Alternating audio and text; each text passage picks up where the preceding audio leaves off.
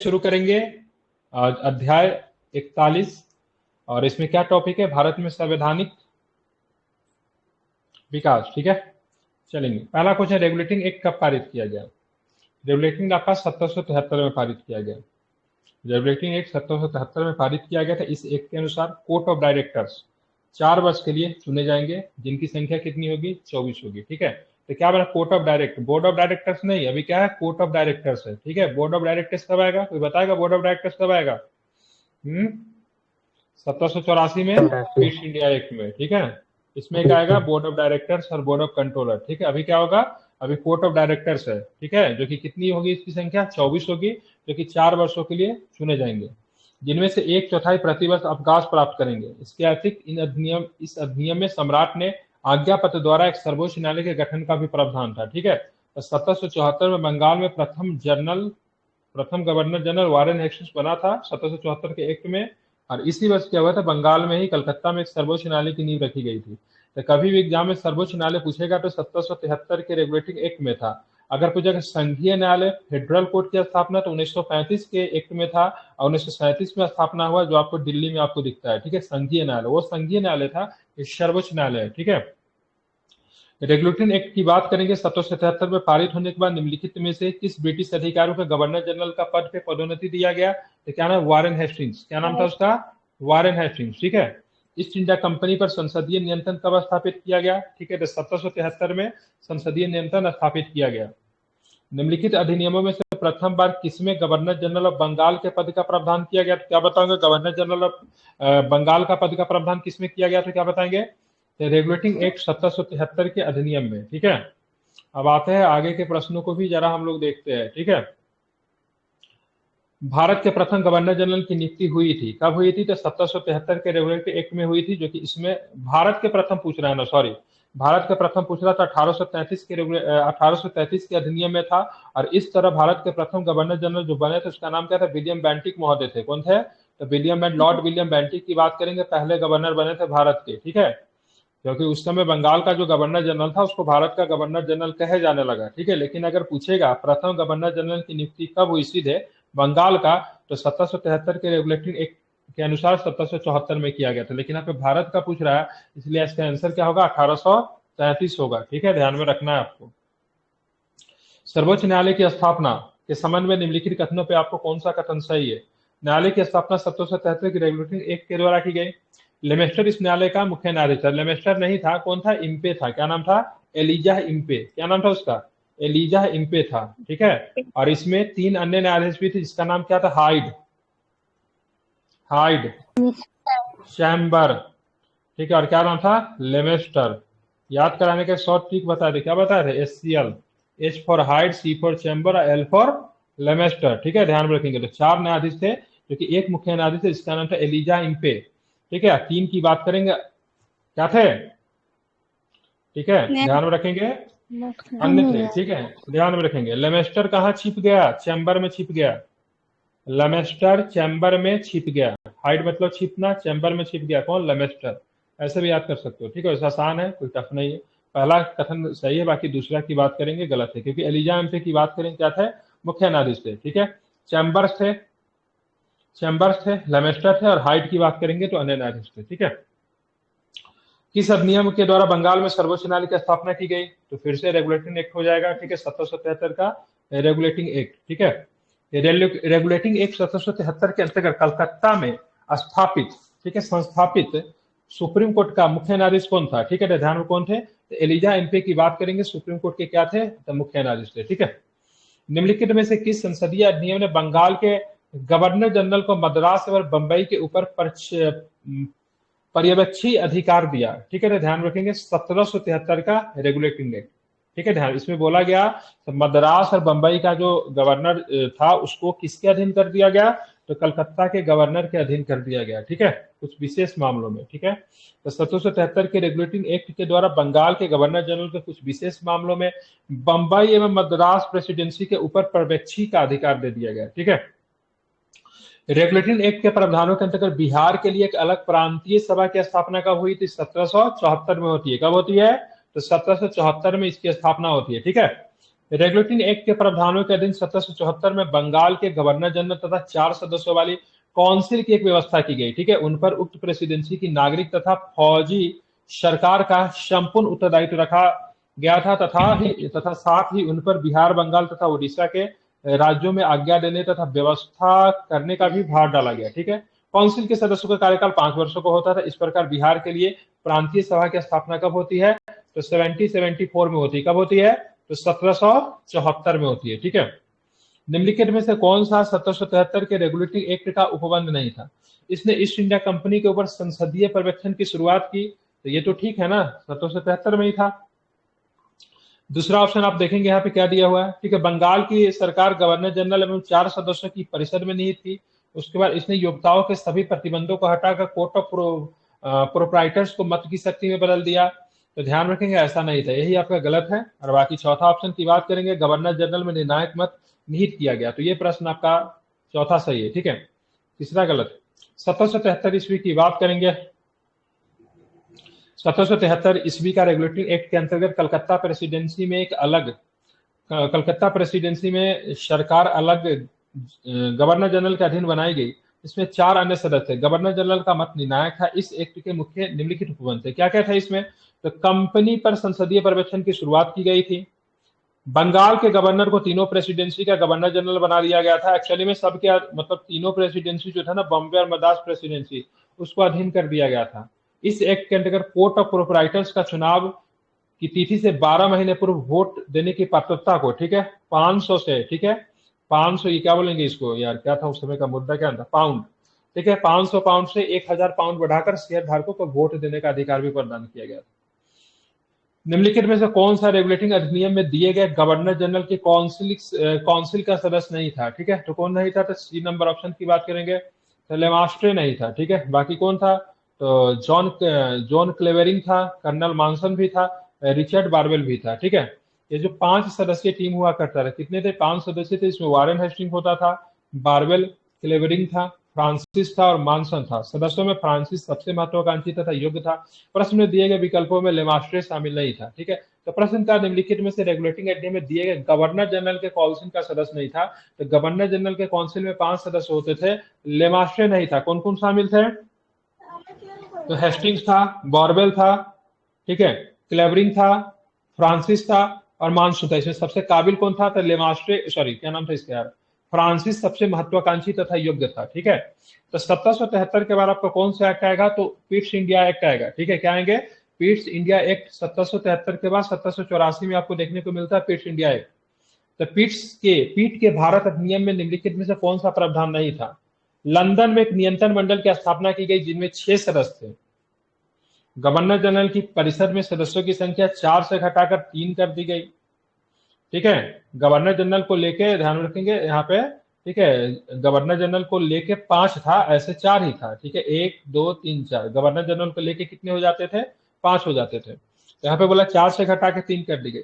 नियंत्रण मंडल जिसको बोलते थे बोर्ड ऑफ कंट्रोलर, कंपनी के राजनीतिक, प्रशासनिक और व्यापारिक कार्यों का प्रबंध करना था।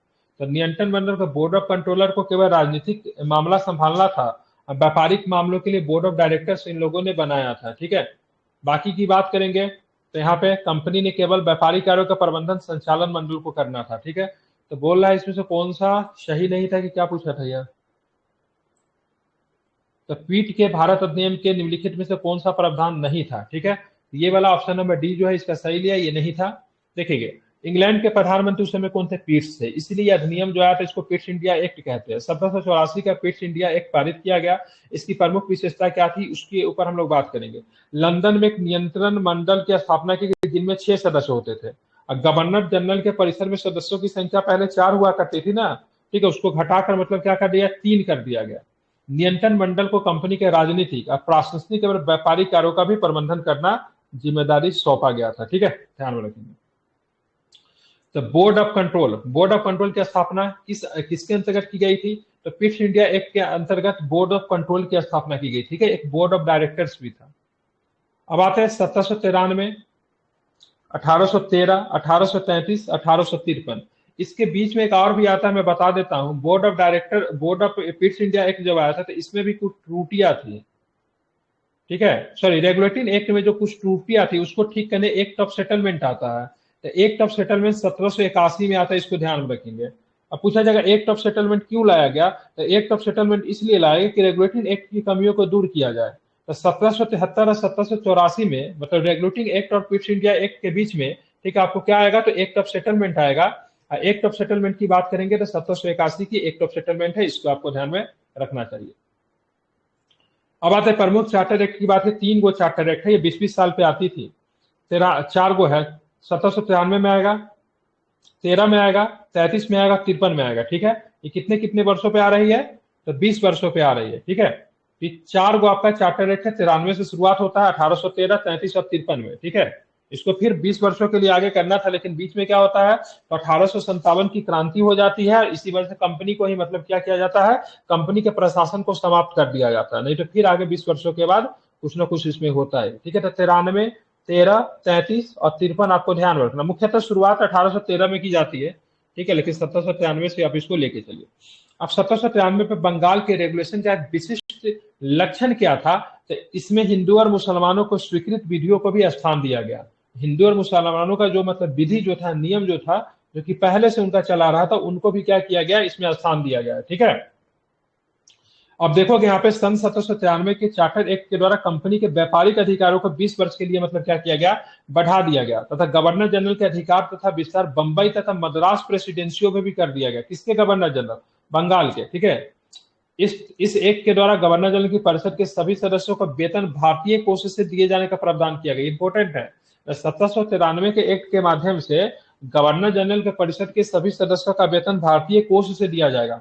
इसके अतिरिक्त 1793 के इस चार्टर एक्ट का सबसे विशिष्ट तत्व यह था कि इस एक्ट के द्वारा हिंदू एवं मुसलमानों को स्वीकृत सामाजिक गतिविधियों को भी मान्यता एवं स्थान दिया गया है। ठीक है, चार्टर एक्ट 1813 के संबंध में निम्नलिखित कथनों पर आपको विचार करना है। इसने भारत में ईस्ट इंडिया कंपनी के व्यापार एकाधिपत्य को चार तथा चीन के व्यापार के साथ छोड़कर समाप्त कर दिया गया। ठीक है, ठीक है, ध्यान में रखेंगे और पढ़ेंगे। दूसरा नंबर ऑप्शन देखोगे, इसने कंपनी द्वारा अधिकार के लिए भारतीय राज्य क्षेत्र को ब्रिटिश राज्य की संप्रभुता को सुदृढ़ कर दिया, यह भी ठीक है।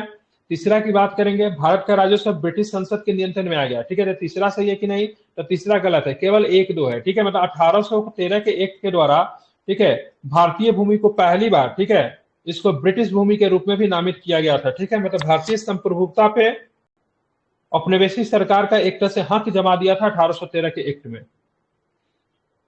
1813 के एक्ट के द्वारा ईस्ट इंडिया कंपनी ने भारत में व्यापारिक एकाधिकार को समाप्त कर दिया, यद्यपि उसे चार तथा चीन के साथ व्यापार पर एकाधिकार करने की छूट प्रदान की गई। इस एक्ट के द्वारा प्रथम बार अंग्रेजों की भारत पर संवैधानिक स्थिति क्या होती है, स्पष्ट की गई। इसने कंपनी द्वारा अधिकार में लिए गए, ठीक है, कंपनी द्वारा अधिकार में लिए गए भारतीय राज्य क्षेत्रों पर ब्रिटिश राज्य की संप्रभुता को, मतलब क्या किया, सुदृढ़ किया। 1813 के चार्टर के द्वारा नियंत्रण बोर्ड के अधीक्षण तथा नियंत्रण शक्ति को न केवल परिभाषित किया गया, अपितु उसका विस्तार भी किया गया। ईस्ट इंडिया कंपनी को अगले 20 वर्षों के लिए भारतीय प्रदेशों तथा राजस्व पर नियंत्रण का अधिकार दे दिया गया, जबकि भारत का राजस्व ब्रिटिश संसद के नियंत्रण में 1858 के अधिनियम के द्वारा लाया गया था, न कि चार्टर एक्ट 1813 के द्वारा। ठीक है, किस अधिनियम के द्वारा ब्रिटिश संसद ने चाय और चीन के साथ व्यापार को छोड़कर ईस्ट इंडिया कंपनी के भारत के साथ व्यापारिक एकाधिकार को समाप्त कर दिया, तो किस एक्ट में था, तो ध्यान रखेंगे 1813 का चार्टर एक्ट में। ठीक है, ध्यान में रखें किसमें था, 1813 के क्या था, चार्टर एक्ट था, इसको आपको ध्यान में रखना है। 1813 ईस्वी के चार्टर एक्ट से भारत में अंग्रेजी नीति में निम्नलिखित में से किस क्षेत्र में मौलिक परिवर्तन आया। ठीक है, एजुकेशन के क्षेत्र में आपको मौलिक परिवर्तन आपको देखने को मिलता है। 1813 के चार्टर एक्ट में प्रथम बार सरकार द्वारा शिक्षा के उत्तरदायित्व का चर्चा किया गया था। इस एक्ट में शैक्षणिक विकास हेतु कंपनी द्वारा 1 लाख रुपए प्रति वर्ष खर्च करने की भी बात की गई थी 1813 के एक्ट में। हालांकि वो कभी खर्च नहीं किया जाता है, वो दूसरी बात है। ठीक है, 1813, ठीक है, चार्टर अधिनियम 1813 भारत के लिए महत्वपूर्ण समझे जाने का निम्नलिखित में से कौन सा कारण था। तो इसने ईसाई मिशनरियों द्वारा भारत में प्रचार पर रोक लगा दी थी, नहीं, इसने अनुमति दी थी, ईसाई मिशनरी भारत में आके क्या कर सकते हैं, ठीक है, प्रचार कर सकते हैं। ठीक है, मतलब क्रिश्चियन मिशनरी की बात करेंगे तो भारत में आके क्या कर सकते हैं, प्रचार कर सकते हैं, ठीक है। तो किस एक्ट में था, तो ध्यान में रखना 1813 के एक्ट में था। इसने भारत के औद्योगिकरण पे जोर दिया। इसके द्वारा भारतीयों की शिक्षा के लिए वित्तीय प्रावधान किया गया, ठीक है। तो ये तो ठीक है आपका, ठीक है। और कितने रुपए का वित्तीय प्रावधान किया गया, तो क्या बताएंगे, 1 करोड़, 1 लाख, कितने थे, 1 लाख थे, ठीक है। कोई भारतीय केवल अपने धर्म, स्थान, जन्म, वंश, वर्ण या इनमें से किसी भी कारण कंपनी के अधीन कोई भी पद या रोजगार धारण करने में असक्त नहीं होगा, ठीक है। यह वचन प्रथम बार किसके द्वारा दिया गया था, तो ध्यान रखें किसके द्वारा दिया गया था, तो 1833 के एक्ट में कहा गया था। मतलब किसी भी व्यक्ति को इस आधार पे कंपनी के किसी पद पे कार्य करने से नहीं रोका जा सकता, वो व्यक्ति किसी अन्य धर्म, ठीक है, जन्म स्थान, वंश, वर्ण का हो। मतलब इसमें समानता की बात की, इसे कंपनी के अधीन सभी को काम करने का अधिकार है, किसी प्रकार से भेदभाव नहीं किया जाएगा, 1833 के एक्ट में था। 1833 का चार्टर एक्ट में उपबंध किया गया कि कोई भी भारतीय केवल वंश, जन्म स्थान, धर्म, वर्ण या इनमें से किसी भी आधार पर, ठीक है, कंपनी के अधीन किसी भी पद से वंचित नहीं किया जाएगा। लेकिन यह प्रावधान वास्तव में कागज पे सिमट के रह गया। 1833 के एक्ट के माध्यम से कंपनी ने चीन के साथ व्यापार, चाय के साथ व्यापार का विशेषाधिकार को भी कंपनी का क्या किया गया, समाप्त कर दिया गया, जो कि 1813 के एक्ट में रहने दिया था। मतलब कंपनी का काम क्या रहेगा, ब्रिटिश सरकार की तरफ से केवल भारत में क्या करना, तो प्रशासन करना, न कि मतलब क्या करना, व्यापार करना। उसके सारे व्यापारिक अधिकारों को क्या कर दिया गया, समाप्त कर दिया गया, ठीक है। चीन और चाय के साथ बचा हुआ तो उसको भी छीन लिया गया, ठीक है। निम्नलिखित में से किस अधिनियम ने भारतीयों को अपने ही देश में प्रशासन में पहली बार अवसर दिया, ठीक है। तो 1833 के एक्ट में अपने ही देश के प्रशासन में उसे काम करने का अवसर दिया गया, ठीक है, ध्यान में रखना। आप चलते आगे देखते हैं। 1833 के चार्टर एक्ट के कुछ प्रावधान थे, नीचे दिए गए कूट के आधार पर उत्तर को चयन करे। इसने कंपनी के व्यापारिक एकाधिकार को समाप्त कर दिया, बिल्कुल कर दिया। इसने गवर्नर जनरल के परिषद में विधि सदस्य को बनाया गया। इसने प्रेसिडेंसियों के कानून बनाने का अधिकार वापस ले लिया, ठीक है। इसने फोर्ट विलियम के गवर्नर जनरल का नाम बदलकर भारत का गवर्नर जनरल कर दिया, ठीक है। तो 1833 के एक्ट में तो भारत का गवर्नर जनरल तो था ही, ठीक है। तो सारे कथन की बात करेंगे, सही है। और इस एक्ट के माध्यम से भारत का जो पहला जो गवर्नर जनरल बना उसका नाम क्या था, तो विलियम बेंटिक था, ठीक है। इसने गवर्नर जनरल की परिषद में विधि सदस्य का भी नियुक्ति किया गया था, ये भी ध्यान रखिए। पहला विधि सदस्य जो बना था उसका नाम क्या था, मैकाले था। कौन था, मैकाले, क्या नाम था उसका, मैकाले था, ठीक है।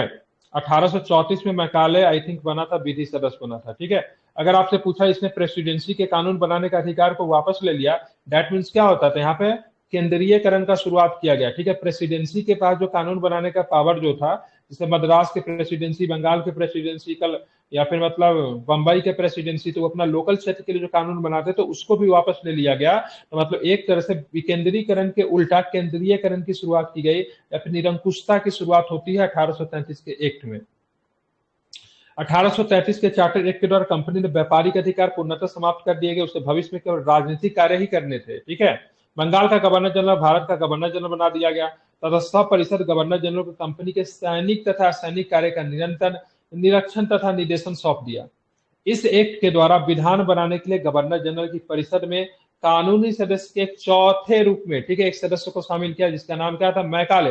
पहले कितने थे, 3 सदस्य थे ना, और 1773 के एक्ट में 4 थे, फिर 1784 में क्या कर दिया गया, 3 कर दिया गया कम करके, ठीक है। फिर से चौथा को शामिल कर दिया जिसको बनाएगा विधि सदस्य, और ऐसा विधि सदस्य बनने वाला कौन था, ठीक है, मैकाले था, ठीक है। और मैकाले आगे चल के विधि का एक नियम निकालता, इसको मैकाले मिनट के नाम से जाना जाता। कब आया था, 34 में कि 35 में, आई थिंक 34 में ही आया था, ठीक है। और इस एक्ट के द्वारा कानून बनाने की शक्ति का भी केंद्रीयकरण कर दिया है, क्योंकि प्रेसिडेंसी से, ठीक है, उनको कानून बनाने की शक्ति को क्या किया गया था, छीन लिया गया था, ठीक है। अब केवल सब परिषद गवर्नर जनरल को भारत के लिए कानून बनाने का अधिकार दिया गया। बंबई तथा मद्रास की विधानसभाओं को कानून बनाने की शक्ति मतलब क्या कर दी गई थी, समाप्त कर दी गई थी। ईस्ट इंडिया कंपनी के व्यापारिक अधिकारों की समाप्ति निम्नलिखित में से किस अधिनियम के द्वारा की गई, तो 1833 में, ठीक है, ध्यान रखेंगे। 1833 के अधिनियम के द्वारा इनकी पूरी तरीके से समाप्त कर दी गई, ठीक है। आप ध्यान रखेंगे चार्टर एक्ट 1833 में निम्न प्रावधानों में से कौन सा सही नहीं था, तो ईस्ट इंडिया कंपनी के व्यापारिक गतिविधियों पर नियंत्रण, काउंसिल में, ठीक है, परम सत्ताधारियों के पदनाम को भारत के गवर्नर जनरल के पदनाम से बदल देना, काउंसिल में गवर्नर जनरल की विधिकर्ता में सभी शक्तियों प्रदान करना, गवर्नर जनरल की काउंसिल में विधि सदस्य के रूप में एक भारतीय की नियुक्ति, ठीक है। तो भारतीय की नियुक्ति तो नहीं था ना, सीधे विधि सदस्य की नियुक्ति की बात कही गई थी, ठीक है। भारतीयों की नियुक्ति का तो कोई भी प्रावधान नहीं था, ठीक है, ध्यान में रखेंगे। बाकी ऊपर के सारे ही सारे क्वेश्चन की बात करेंगे तो सारे ही सारे ऑप्शन के आपके सही है। किस अधिनियम के द्वारा ब्रिटिश सरकार ने ईस्ट इंडिया कंपनी का चाय एवं चीन के साथ व्यापार का एक अधिकार को समाप्त कर देता है? तो ध्यान रखेंगे 1833 के अधिनियम के द्वारा, ठीक है। सिविल सेवा के लिए प्रतिस्पर्धा परीक्षा की व्यवस्था सिद्धांत के रूप में निम्नलिखित में किस वर्ष स्वीकार किया गया? तो 1853 में। मतलब भारतीयों को भी मतलब क्या होना चाहिए, तो सिविल सेवा का परीक्षा में पार्टिसिपेट देनी चाहिए, ठीक है, उनको भी अनुमति देनी चाहिए। तो 1853 के एक्ट में था। 1853 के एक्ट के पूर्व नागरिक सेवा में समस्त नियुक्तियां ईस्ट इंडिया कंपनी के निदेशक ही करते थे, लेकिन 1853 के चार्टर एक्ट में यह कानूनी व्यवस्था लागू कर दी गई कि नागरिक सेवा के सारे प्रवेश प्रतियोगी परीक्षा के माध्यम से ही चुने जाएंगे। पहले ईस्ट इंडिया कंपनी करती थी, अब मतलब परीक्षा के माध्यम से सिविल सर्विस के अधिकारी चुने जाएंगे, ठीक है। निम्नलिखित में से किस कानूनी ने पहली बार भारत में क्रियाशील विधान परिषद का सृजन किया? तो 1853 के चार्टर एक्ट में एक विधान परिषद की बात की गई थी, ठीक है, ध्यान में आपको यह रखना है। 1853 के चार्टर एक्ट में कार्यपालिका तथा विधायी शक्तियों को पृथक करने का निश्चित कदम उठाया गया। भारत के लिए एक पृथक विधान परिषद की व्यवस्था की गई। विधान परिषद में 12 सदस्य होते थे। कितने होते थे?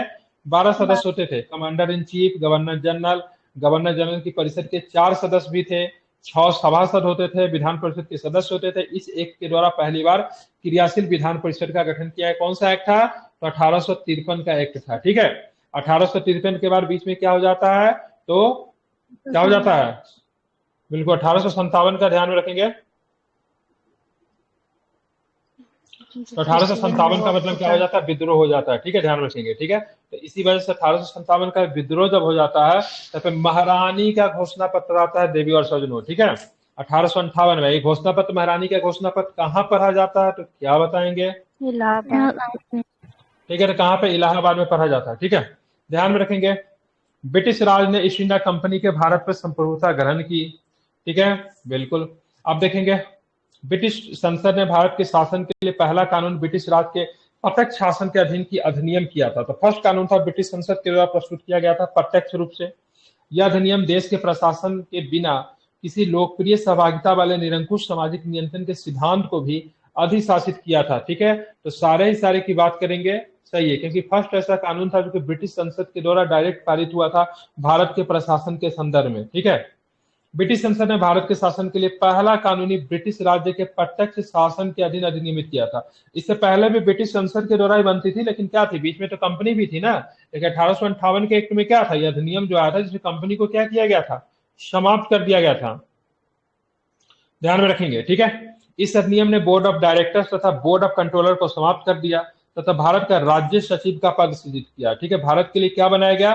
तो राज्य सचिव बनाया गया, ठीक है, इसको होम सेक्रेटरी कह सकते हैं, ठीक है, जो ब्रिटिश कैबिनेट का सदस्य था, ठीक है। जो किसका सदस्य होता था? ब्रिटिश कैबिनेट का सदस्य था तथा किसके प्रति उत्तरदायी होता था?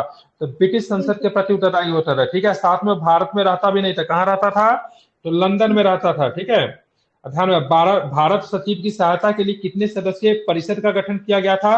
तो 15 सदस्यीय परिषद भी वहां पे होती थी, ठीक है। और जब भी प्रशासन संबंधी निर्णय लेना पड़ता था तो भारत सचिव या भारत में इसके बाद 1858 के एक बार आप देखोगे वायसराय, तो भारत सचिव और वायसराय आपस में मिलते थे तब जाके किसी प्रकार के निर्णय लेते थे, ठीक है। अगर दोनों के निर्णय में अगर अंतर होता था तो भारत सचिव का जो निर्णय होता था वो आपको वायसराय को भी मानना पड़ता था, ठीक है।